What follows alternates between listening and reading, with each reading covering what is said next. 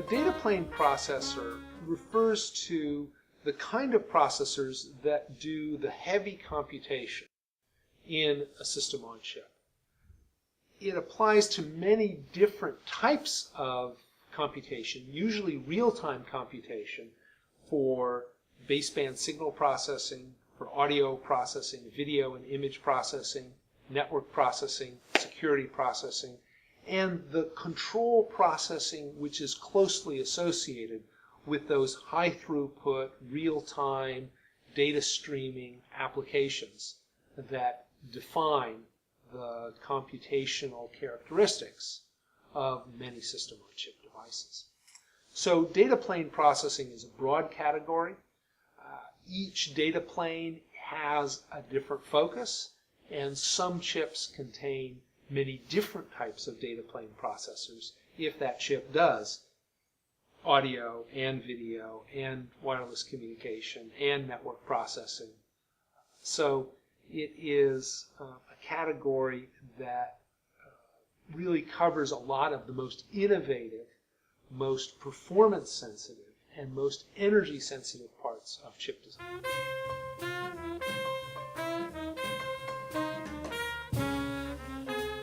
A data plane processor is not better than a DSP. A DSP is just a particular type of data plane processor. So DSPs are all data plane processors, and you find DSPs for audio, DSPs for imaging, DSPs for baseband, and those are all specific flavors of data plane processor. You'll also find network processors and security processors and many other kinds of things that fit into this category of data plane processors. So data plane processors is a big tent, and DSPs are just one flavor of it. We do find, though, that data plane processors include both rather general purpose and very narrowly application-specific processor types. So sometimes when people talk about DSPs, they're thinking about general purpose DSPs like TI. But in fact, we are doing both general purpose DSPs, like our baseband engine family, and allowing them to be specialized by our customers who extend them, and creating other more specialized engines that handle DSP-like tasks, but where the performance demands are higher, the types of data and operations are different, and the cost and energy targets are lower than what's achievable with a general purpose DSP. So DSP is just a small part of the data plane stream. Our interconnect capability is a reflection of the fact that different chip architects use our cores in lots of different ways.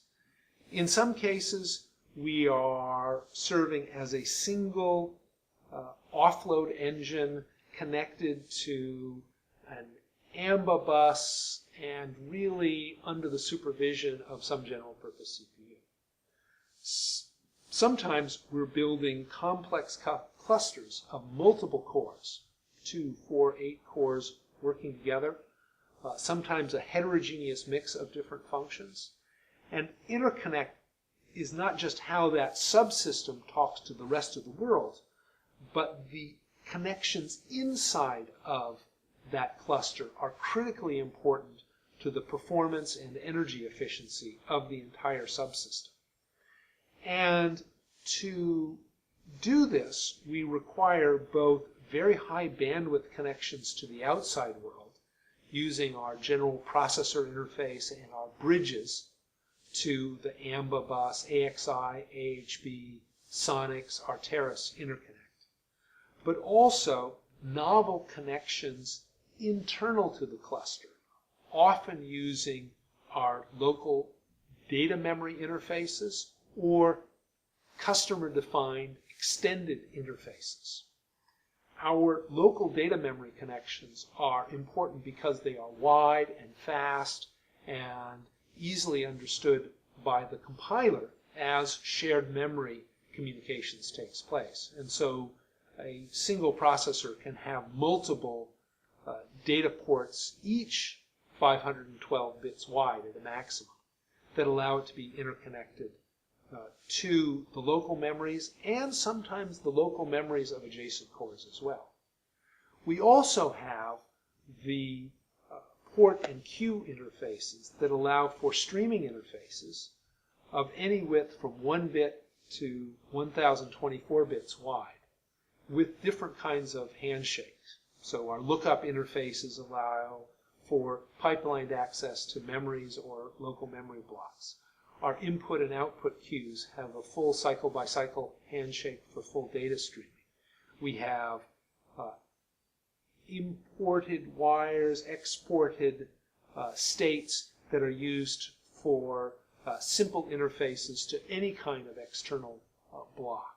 And together, these queues, lookup interfaces, and wires allow a very rich combination of connections to be made from processor to processor, and processor to memory, and processor to local hardwired accelerator block to be done in many ways. So it's a very rich vocabulary of possibilities characterized by very high bandwidth, low energy, and easy adaptability to different circumstances. So between the standard external interfaces, the data memory interfaces, and the port and queue interfaces, we have a richer set of combinations than any other processor core we know of.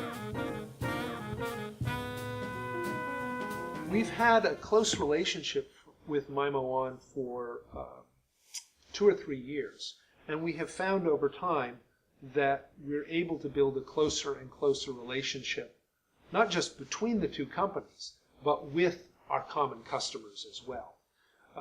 For more than a year now, we've had a close cooperation in building optimized LTE, LTE advanced uplink and downlink capability for the PHY, and they are probably the leading independent supplier of software for the PHY.